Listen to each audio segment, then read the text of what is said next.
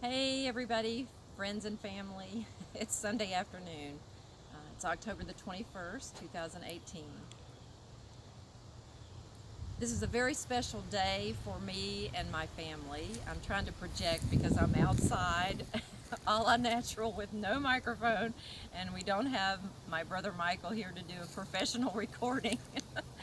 And this article that I've been writing that I want to share with you, and this experience today is certainly not finished. It's not all cleaned up, but I can share it with my friends and family, and I know you'll love me anyway. But it's just too special not to share with you at the moment that this is all happening. On October the 10th, 1918, a 28-year-old young woman named Lillie Mae Blackwell Carmichael died during the Great Flu pandemic, leaving behind a husband and 6 young children. This pandemic was so bad that there were so many people dying around the world that many people were buried without caskets because they couldn't even supply the demand for caskets. Many people had no grave markers. Many died, didn't even have a funeral. Everybody was overwhelmed. Lillie's husband Robert was already familiar with grief, having lost his first wife during childbirth. And Lillie's family folklore told of there being only 2 surviving photographs of Lillie, one a portrait of her in a nurse's cap. It is assumed she was caring for the sick when she contracted the flu. Lillie's only son, Clyde, was just 3 years old when his mother died, but he never forgot her, and he never stopped missing her. Throughout his life, wherever he lived, he would place her portrait, the one with the nurse's cap, directly in front of his easy chair so he could always see her face when he sat down to rest. Lillie's husband Robert would marry again, and his new wife would bravely take on 6 small children to raise. She and Robert would eventually be buried together, not far from the home where they raised the children. 85 years would pass before Lillie's great-granddaughter would inherit Lillie's only surviving portrait. She would proudly hang it on the wall alongside Lillie's only son, Clyde, and his wife, Sarah Donna Lee. I am that great-granddaughter. I had no idea that a portrait that Lillie would have such an impact on my life. I carefully carried her portrait with me wherever I lived, and I protected her as if she was alive. What I would discover is that she was alive. She was alive in me. She was alive in all of us that came from her. As I developed an interest in family history, Lillie was always at the forefront. I joined Ancestry.com, I took the DNA test, I spent time with older relatives gathering stories, some funny, some sad, and I recorded all of them.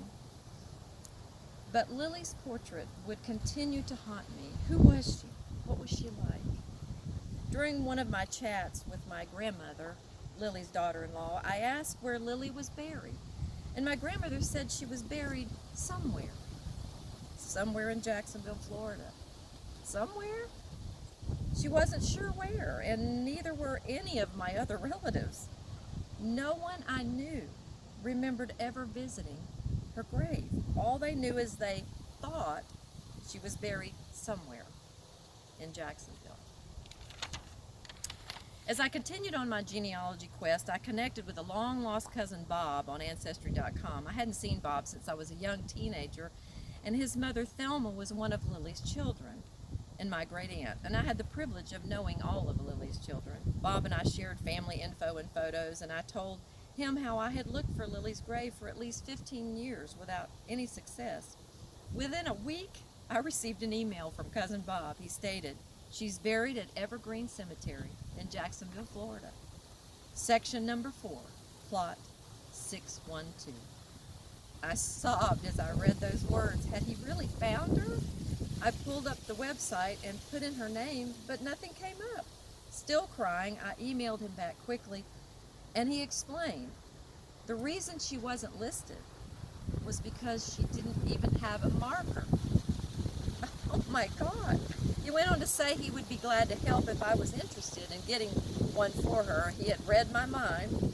Up until this moment, my great-grandmother Lillie had been buried somewhere in an unmarked grave near none of her 6 children or her husband. To my knowledge, no one had ever visited her grave. Because she wasn't listed on the website like Find a Grave, it was as if she had never existed. And I noticed on Ancestry.com that many people thought that they were related to Robert's third wife, because the third wife was listed everywhere as the mother of all of Lily's children. It was as if this young woman that birthed all 6 children and died caring for others had been erased. It was worse than being deemed irrelevant and insignificant. It was as if my great-grandmother Lillie was non-existent. I have such a strong core belief that every life matters. Lillie must have known that, because she kept calling out to me in her own way through her portrait. I felt her saying, "I want to be remembered. I want to be known as the mother of my children." She knew I wouldn't let her down. Neither would her grandson Bob, and 2 of her great-great-granddaughters, Sarah and Malia. Today, October 21st, 2018, 100 years and 11 days after great-grandmother Lily's death, I'm here to visit her grave and see the marker that we bought for her. I'm here to tell Lillie she matters.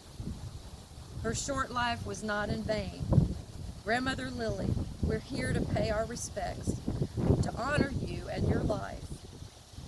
You still live on in me and all of us that are here because you lived and you gave us life.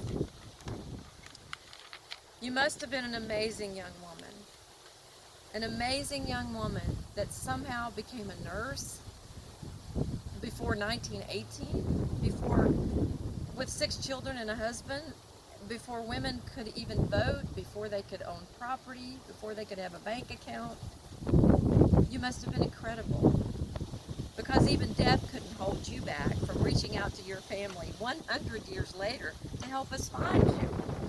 We will continue to find out more about you, but for now we know this.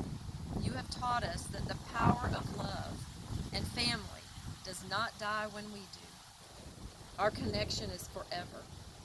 You have also taught us that every life matters. Every person is relevant, significant, and important.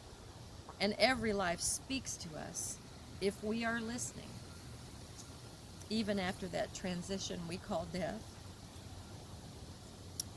And so, for now and forever, we speak your name, Lillie Mae Blackwell Carmichael. Lillie Mae Blackwell Carmichael. Grandmother, Lillie Mae Blackwell Carmichael. Great-grandmother, Lillie Mae Blackwell Carmichael. We speak your name now and forever.